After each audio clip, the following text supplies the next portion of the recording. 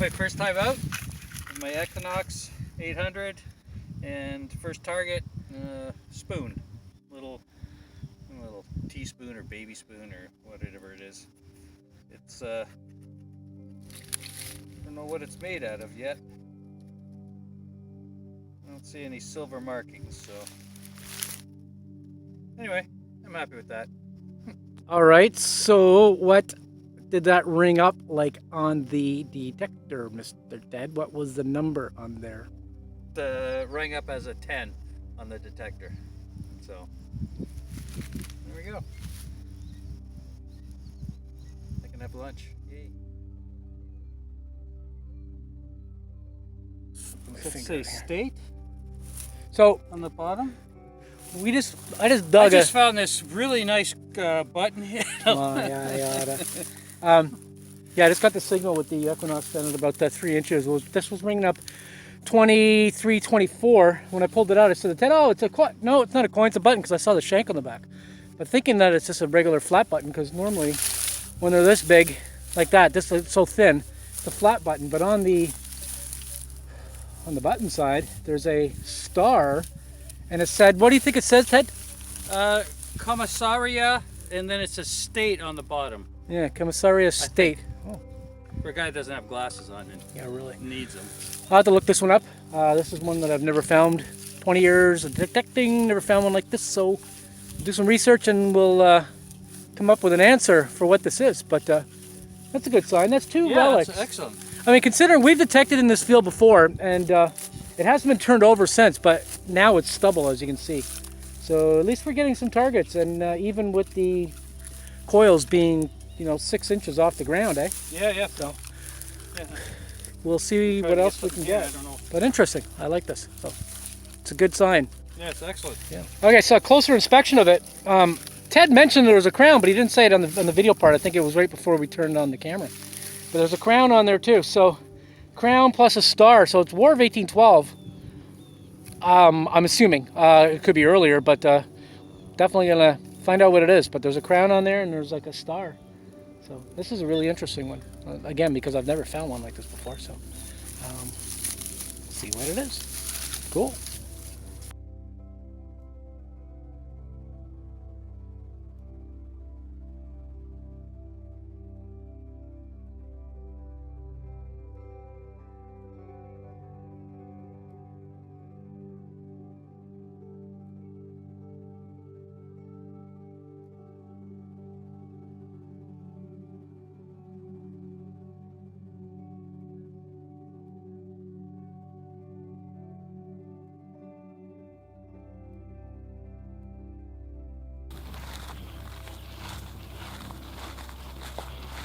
All right, Ted, what did you get this time? And you explain exactly what you had to go through to get this.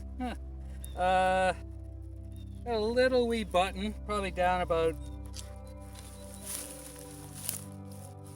I don't know, what's that say?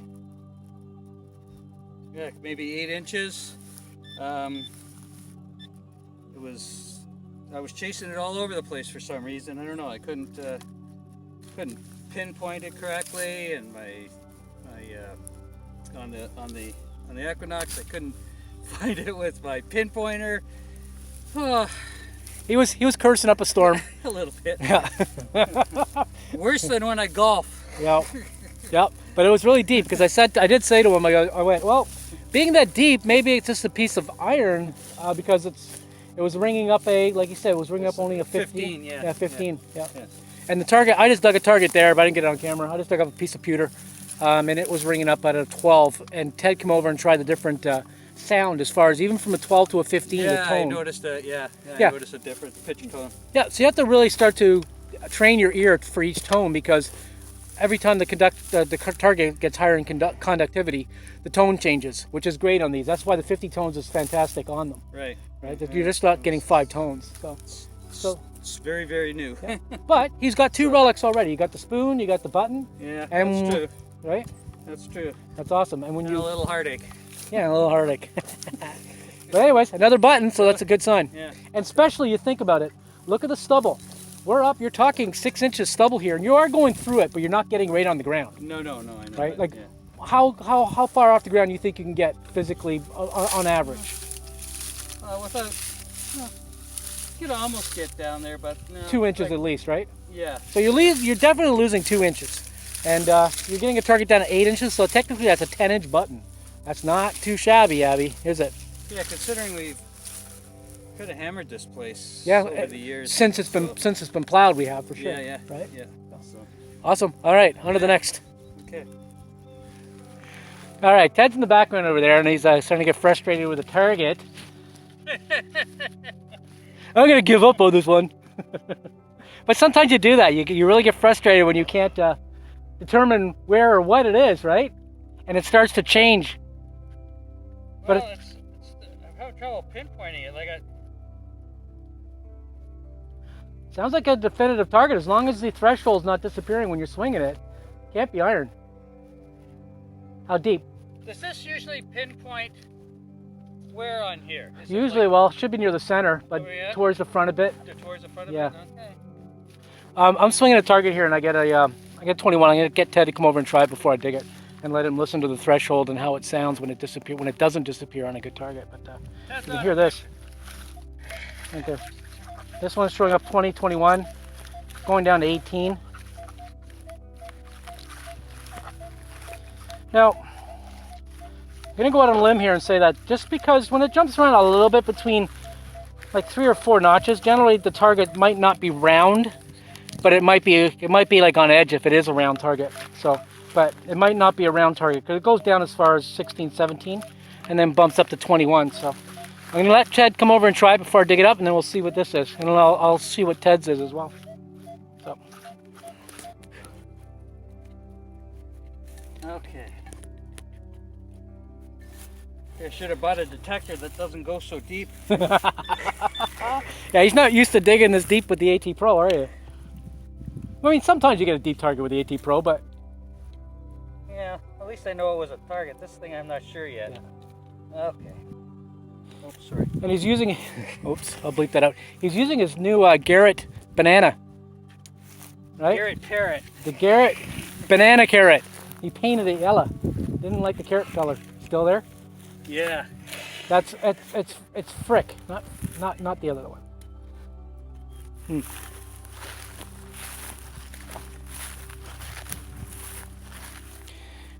Okay, you know what? We're gonna pause this, and when he gets it out, I'll see it tomorrow. yeah, we'll see what it is. Determined it was big iron. Let's the coil off the ground. It's a gold bar, but can't show you because government tax purposes and all that. Kind of Ted forgot one principle, which he does with the AT Pro. You just forget when you're using a new detector because you're concentrating so much on learning your new detector that you forget techniques that you learn to learn if they're deep iron. Now, with deep iron on your AT Pro, what are you going to do? You lift your coil off the ground about a foot. Yeah, for sure. Now And try it, and you'll still get it. I can usually hear if it's scratchy And you're still getting it way up there. Yeah. Yeah. But forgetting to do that is why he started digging. Yeah, and sometimes you do it because you get sighted, you get a signal. Yeah, yeah. And I've done it before. But whoa. It was. Oh, hey. Hey, well.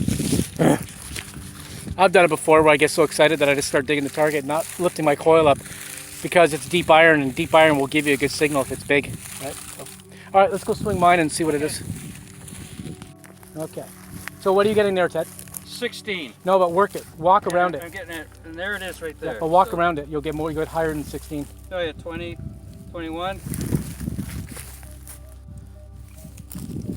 But it also just, it also went to like a -6 for a sec. Try it again, because didn't happen to me. Listen to the Yeah, it just went to -2 and back up to 24 right here. Well, that's well. Maybe Okay. okay. Then maybe there's a piece of iron in there close with it. Right. That's pretty good right there. Yeah. That's nice and taut. And listen to the threshold not disappearing. Right? Yep. Yeah. All right, let's get this one dug and we'll see what it is. Watch fingers. Jesus, hard to see anything. Okay, so I'll grab my detector. We got it out. You hear that? Probably not. Anyways, it's in this because I do not want to use my shovel on this. Can you imagine I'm going to hit something like a piece of silver? That would be bad. Make for a good video, though. Can't break it. You have all those positive comments. Yeah. Oh my goodness. All right. I'm going to risk it, folks. Oh, okay. Look what it is. It's a conductive target, but I did say that if it jumps around, it's probably not round. Hey, that makes sense. Yeah, that's a good one. If it jumps around, it's probably not round. Minelab's going to steal that for their next. Yeah. This looks like a copper fitting for a, probably for a, looks like a, what do you call it? Conduit or something?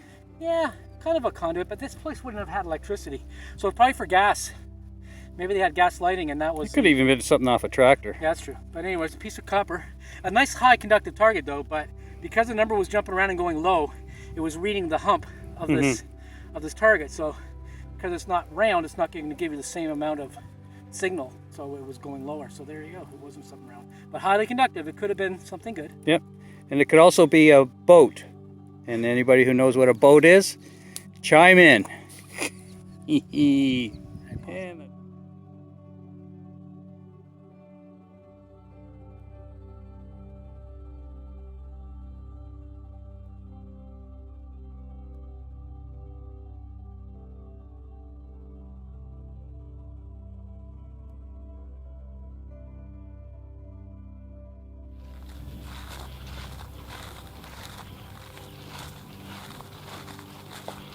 Again? I said I have high, oh God, I have high hopes for this one.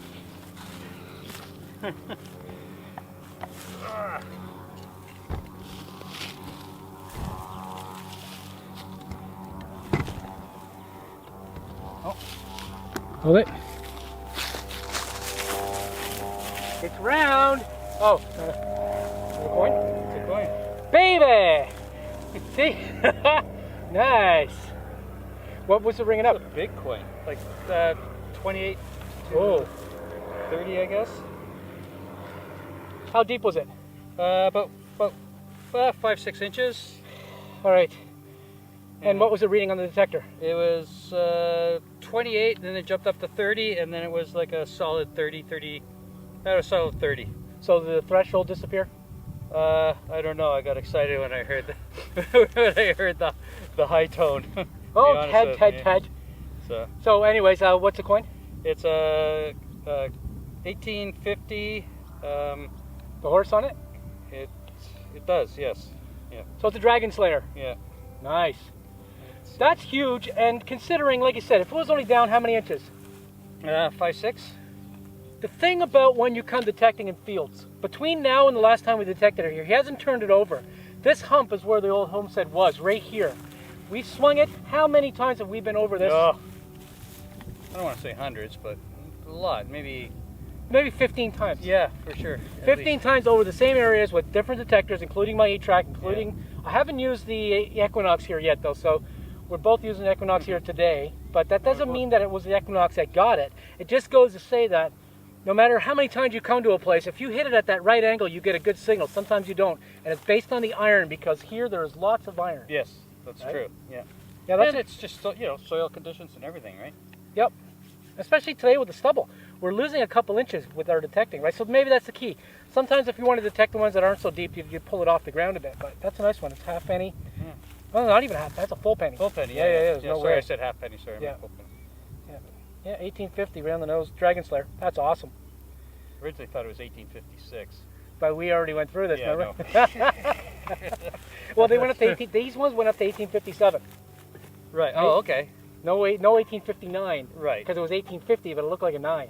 Right. That's right. Yes. Yeah, exactly. Yes. So, remembering all your coins and when they made them from, like even the American Eagle, the Eagle penny. I know they only made them for 3 years. I mean, it's always remembering it's 1856, 57, and 58 as far as I remember. Right. That's for the Flying Eagle.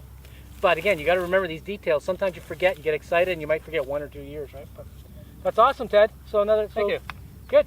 Today was a day that I said to Ted when I came out here, I wanted him to learn his detector, and I didn't really want to do any filming today, because I expected to come here and not find a lot other than some objects like the spoon that he found in the first place. because my optimism on finding really good targets here today was minimalized based on the fact that we've been here a lot, but not just that, based on the stubble. So I wasn't optimistic. But then we start pulling up that button, for instance, and then we're pulling up this, and we pulled up his tiny button. I decided to go out and get the big camera, so I'll start filming and make it a real episode. Right. But based on this wasn't even going to be an episode. It was just going to be us coming out here and him learning. Show Ted how to use this thing. Yeah, exactly. Still a big learning curve, but yep, but that's awesome. we're learning. That's a really good one. Yeah, I'm happy Congratulations. with that. Thank you. First day out, he's got himself a he got a spoon, a button, and a coin so far. Yeah. Right? Most detectors, you go out, you don't get anything for the first little while because it's a new detector and you're learning it. So to get how flimsy this is. Yeah, a little bit. Anyway, but to get good targets with your new detector that you haven't really used before, it really bumps up your enthusiasm, right? Yeah, absolutely. Awesome. I love it. Your enthusiasm and your what else? What's the word I'm looking for? I don't know. Come on. You guys come up with it. Yeah. Come up with it in the comments. I say ego or pride. It's not that. I don't know what I'm trying to say here. Enthusiasm for sure. Yeah. If he comes up with it when we film something else, if we do, he'll say what it is. Yeah, maybe. All right. Cool. Awesome. Okay. You want to take a picture of that? I will. Okay. So I detected a target down. This one was about 4 inches. It was detecting 4 inches down, coming up at 15. 15 went up to 16. So I got it out of the hole. You can see right there. It's a musco ball in the dirt. It's a really tiny one though. So yeah, a tiny musco ball reading up about a 15. I'll let you listen to it. So here it is.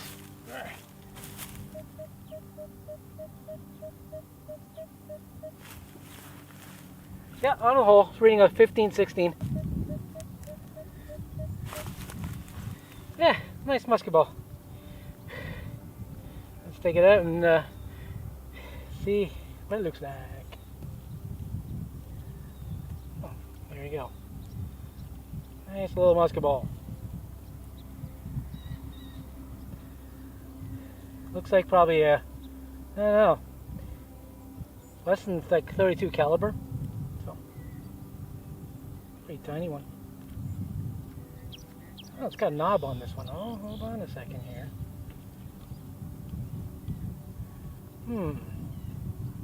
Maybe it's not a musket ball. Oh, you know what? Yeah, it probably is. It's this one that hasn't been clipped. So the mold hasn't been taken out. So I bet you that's probably still part of the mold. That's kind of cool. I haven't found one like this before.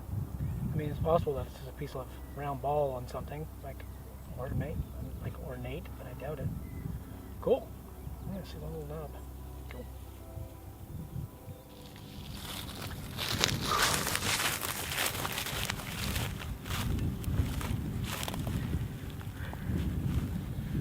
Alright, so on this one it was a low tone. It was down at just 2 inches below the surface. Very low, it was like a 10 on the Equinox. But yeah, check this out. It's a nice, I don't think it's a tomback, but it's a definitely early 1800s because it's got the silver gilding on it. You can see the silver. Yeah, still got some silver gilding. So it's a nice, probably a military button for a military.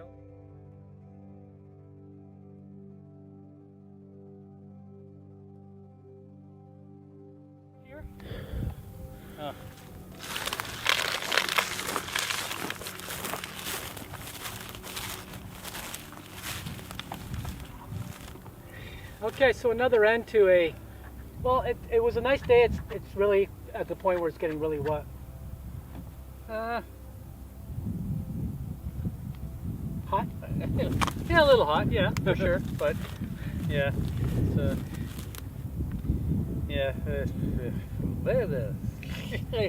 it's a little hot for sure. Yeah, I don't know what else to say. It's hot. He's out of practice. It's hot. My water's way over there. You just ran out? Yeah, no more water. Yeah, I got ice. The field started quieting down there for the last like hour and a half. We really weren't getting much. Yeah, right. I got a few, pieces of crap. Of course, it's the field's fault. It's got nothing to do with our ability. No, nothing to do with that. No, nothing at all. The stubble's really a pain in the butt. But hey, you know what? It's a pain in the butt, but it doesn't mean that it's not worth detecting, because it definitely is. We found we found a few good things, even with the stubble. Yeah. This makes it a lot more work, but in 2 weeks from now, when this is all dried out, it's going to be able to you'll be able to knock it down easily with your coil. Yeah. It's a practice round for me too, which I like. So, yeah, it's a lot lighter than my AT Pro, that's for sure. This Equinox, It's a lot lighter, but in the stubble, the lighter is actually harder because you got to use more of your muscle to push your way through the stubble to try to get at least close to the ground when you can. Yeah, true enough. But still fun, nice to get out. Yeah. So now we're just going to go do a couple drive arounds and look at some of our other properties and see what the conditions of the fields are, to give us a good indication of when we can come back to them. Yeah. See what's see who we should call and who we shouldn't. So. Yes. Yeah. All right. Well, good day. Yeah, it was. Yeah. It's Let's go get cleaned up. See you on the next one. Drive around. Ciao.